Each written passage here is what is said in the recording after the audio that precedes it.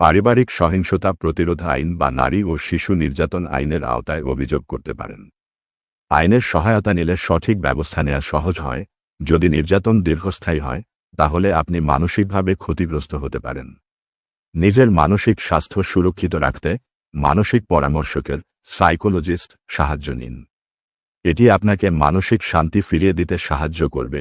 অনেক পুরুষই নির্যাতনের শিকার হয়ে থাকেন, কিন্তু তাদের অভিজ্ঞতা জানানো বা শেয়ার করার সুযোগ পান না। আপনার মতো পরিস্থিতিতে যারা আছেন, তাদের সহায়তা পাওয়ার জন্য সাপোর্ট গ্রুপসে যোগ দিন। সেখানে আপনি মন খুলে কথা বলতে পারেন এবং সমাধান পেতে পারেন। কিছু ক্ষেত্রে নির্যাতন আর্থিক নির্ভরশীলতার কারণে ঘটে থাকে। তাই আপনার আর্থিক স্বাধীনতা নিশ্চিত করার জন্য কাজ শুরু করুন। চাকরি বা ব্যবসা শুরু করে নিজের জীবন পরিচালনা করুন। যদি আপনি চাইছেন সম্পর্ক টিকিয়ে রাখতে, তবে ধৈর্য ধারণ করুন এবং পরিস্থিতি বুঝে সঠিক পদক্ষেপ নিন। হঠাৎ কোনো সিদ্ধান্ত না নিয়ে ধীরে ধীরে পরিস্থিতি মোকাবেলা করার চেষ্টা করুন। যদি নির্যাতন সহ্য করার পর্যায়ে পৌঁছায় এবং পরিস্থিতি বিপজ্জনক হয়ে যায়, তবে সম্পর্ক থেকে বেরিয়ে আসা হতে পারে সঠিক সিদ্ধান্ত। সম্পর্কের মধ্যে থাকা বা না থাকা, সেই সিদ্ধান্তের অধিকার আপনারই।